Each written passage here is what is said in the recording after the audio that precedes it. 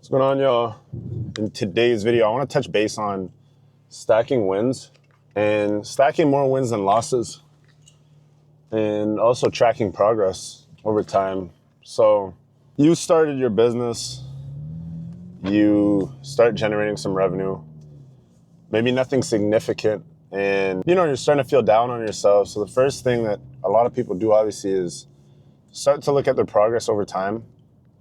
And more often than not, when you're just starting out and you don't have any sort of consistent sales volume or revenue coming in, it's difficult to look at the situation and be like, damn, I'm progressing. And obviously, if you're only making like $1,000 a month, $2,000 a month, and you're looking at your bank account, like it's taking 5, 6, 7, 8 months for you to just stack up 10 grand. And so from a financial perspective, it doesn't look like it's getting anywhere.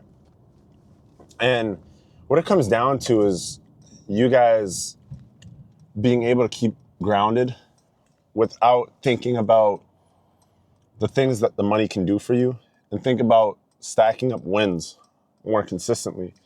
Think about just winning the day every single day and doing that for an extended period of time without looking back and thinking to yourself like, oh, I didn't get the lamb, or oh, I didn't get this car, I didn't get the McLaren, or whatever it is. Because in the grand scheme of things, those things will come to you as they're meant to come to you. You don't need them. Those things don't actually do anything for you when it comes to your progress. They're simply just a milestone. And by the time you can achieve it and you can get it, you might not want to get it. For example, I have enough money right now to go out and buy a lamb or buy a McLaren in cash if I wanted to. And those are things I do want for myself, but it's not a necessity. And because I know that at this point in time, it's a setback in comparison to anything else, I'd rather take those funds and put them in a place where they can grow exponentially and allow me to buy one of those every single day if I wanted to. And you guys are going to reach the point financially where you're going to realize that it doesn't cost all that much money for you to actually be able to buy some of these materialistic things. And what it comes down to is you having a general understanding and the discipline to not fold under pressure and buy liabilities that will set you back in life. Like, those things are unnecessary. They're unnecessary when you're trying to work your way up. And then you could say, yeah, well, let's say you're sitting on $2 million. You could go out and maybe buy one if you want to.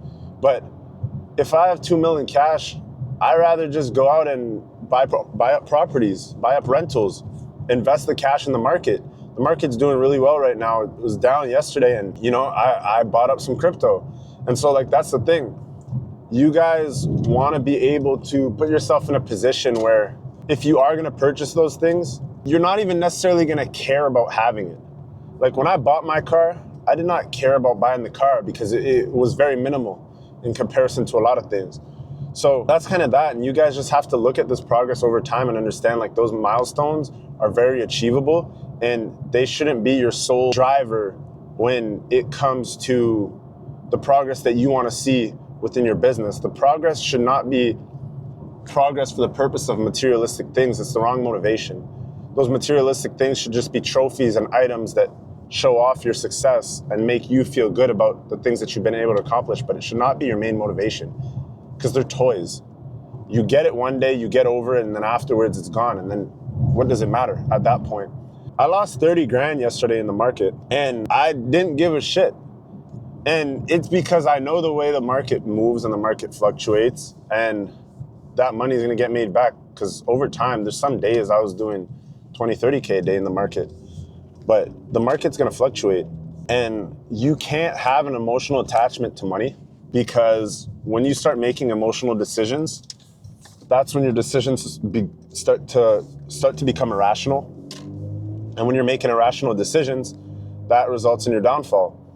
You might decide to turn off an ad account because you have one day of bad performance and you completely shut off the ad account and change the product.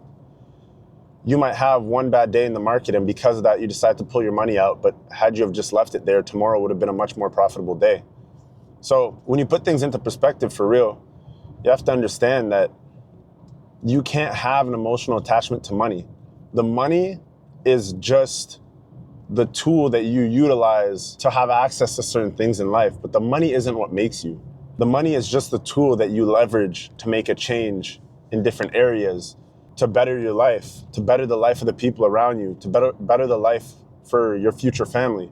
So what is your real motivation? what do you want for yourself? For me personally, I was a very independent thinker, and I've always been somebody that's acted upon what I believe, and I've always done what I wanted to do. I was never good at taking orders from another person or having another person tell me what to do and how to do it. I can take coaching, but I apply things in my own way and I learn for myself. That's the type of learner that I am. And because of that, when it came to things like school and studying, I never applied myself in those places because I just didn't see it being of value. It didn't matter whether I passed with a 50 or I passed with a 95, and the amount of energy I had to invest into passing with a 95. I'm not saying I was a dumb kid. And obviously there's some people that are naturally gifted in school, as there are people that are naturally gifted when it comes to sports or anything else. And some people have to train a lot harder in sports to reach the position that, another person might just naturally be in. And it's the same thing with school. So because I wasn't naturally gifted in school, for one, and two, I didn't apply myself, it was something that I knew I didn't find importance in. And so when it came to my life and my path and journey so far and the things that I've learned, the 50 to get the piece of paper in comparison to a 95 to get a piece of paper when it's the same piece of paper and those grades aren't going to get me into any colleges or university, didn't necessarily matter to me all that much. So understand what you're willing to apply yourself in. If you're somebody that has aspirations to be a lawyer or a doctor, well, you better try and get the best grades possible and invest the energy and effort into doing so, because doing so will be able to push you in the right direction later on in your future, if that's what you guys strive for. If you guys are striving for business and entrepreneurship, well, you guys have to understand which risks you guys are willing to take. Are you willing to invest all your time and energy into the business in order to be successful with the business? Or are you guys going to mitigate your risk? Mitigate your risk, they say, by, let's say, going to school and at least having somewhat of a backup plan. I'm a firm believer that having a plan B just means that you're prepared for your plan A to fail. And because of that, I don't necessarily have a plan B. I just optimize and adapt based on the situation.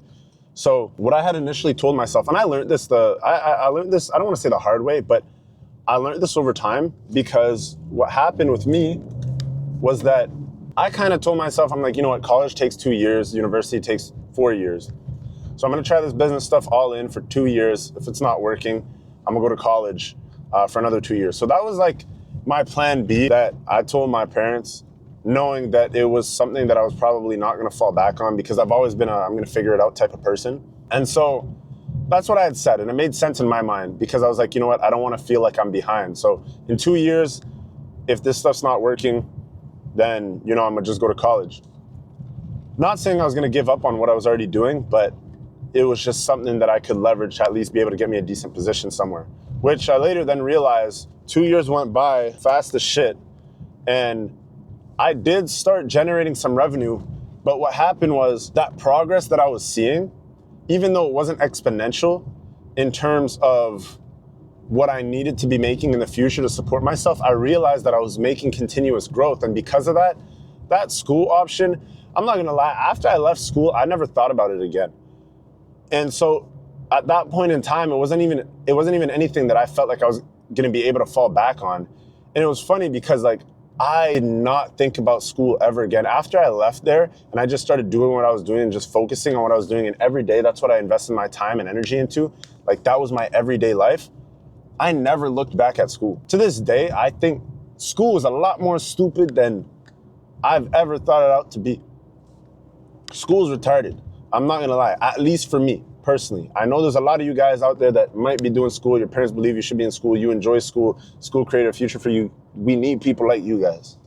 We need people like you guys. And I'm not bashing on that whatsoever. But for me personally and my mindset and the type of person I am, it just wasn't pushing me in any direction. And because of that, I'm like, you know what? It just never crossed my mind because it was so far off. I found it so stupid. It never created any type of progress for me. It never pushed me in any right direction. The teachers never had my best interests at heart. And yes, I understand I was probably a bad student, I was a bad kid, and I gave people headaches and shit like that.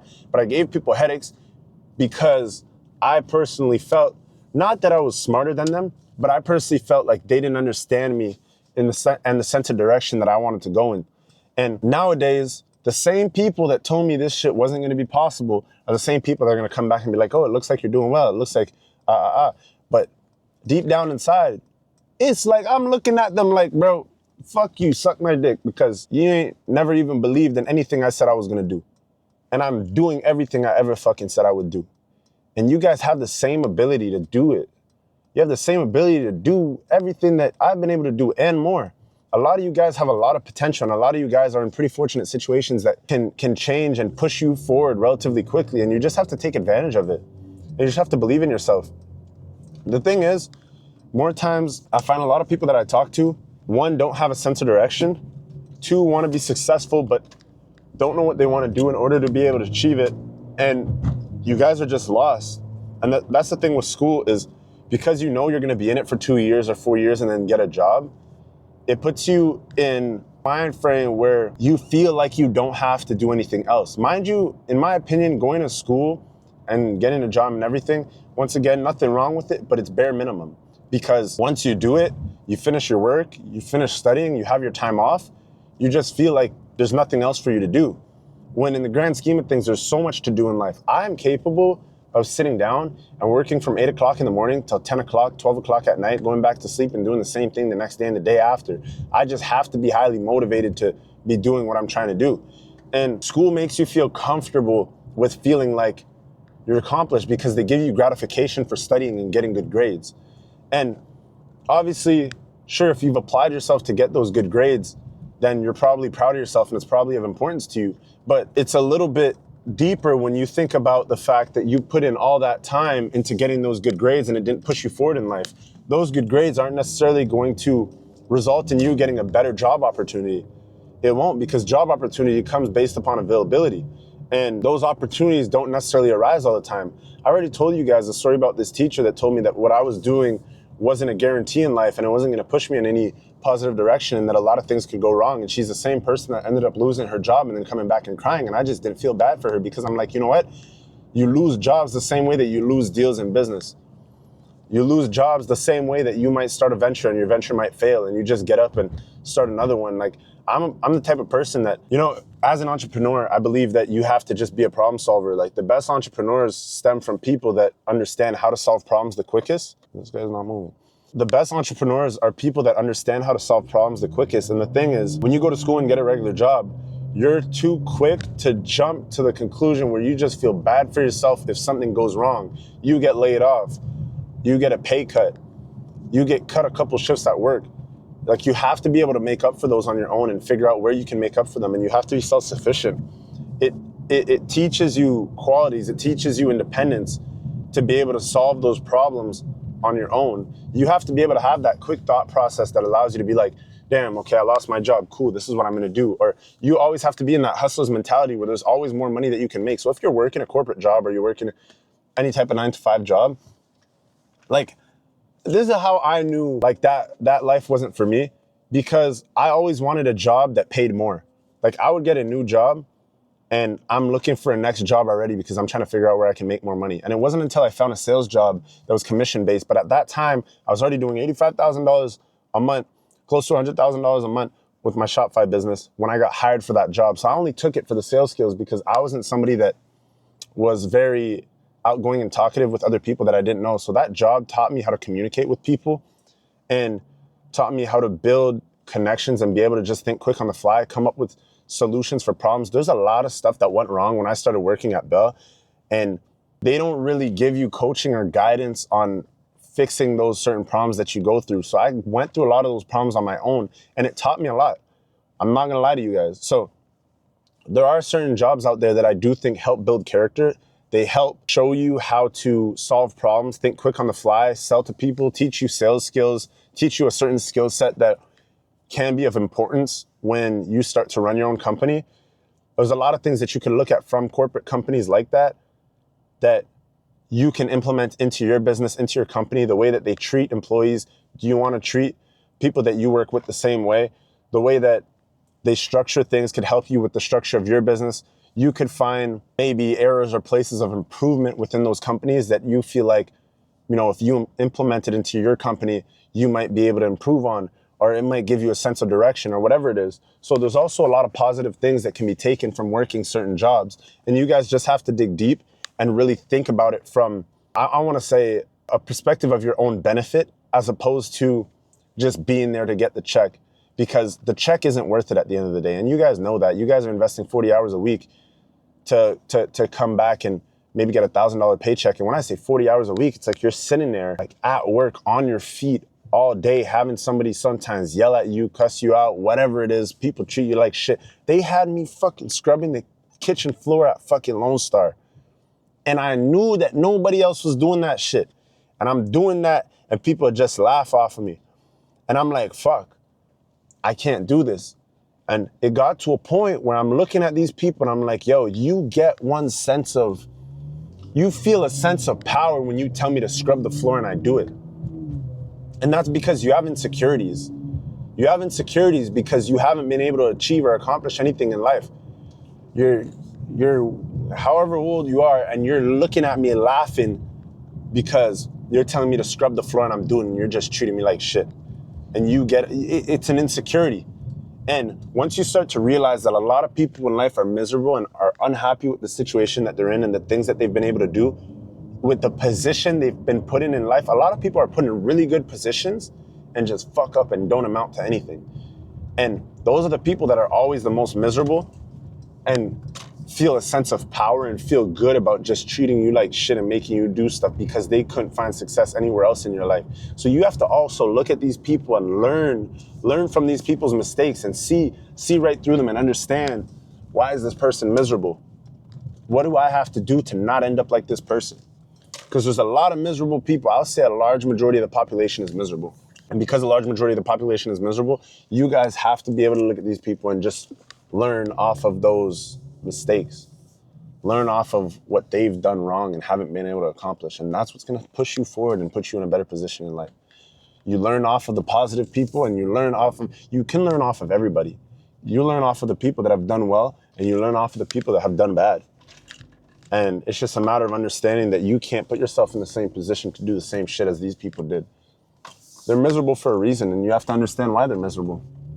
Don't allow yourself to be the same. Be better. And with that being said, that's going to bring us to the end of the video. I'm just coming into the gym now. Consistency, as always. And yeah, leave a like, comment, subscribe. Appreciate all the love. And let me know in the comment section down below what you guys are struggling with on your entrepreneurship journey, on your path of life. And I'll get back to you guys and give you advice where I can, based on my own life experiences, based on what I know. And hopefully you guys are either able to apply it or make something out of the information that I give you guys. So yeah, I really hope these videos be helping you guys. And I'll catch you guys in the next video. Peace.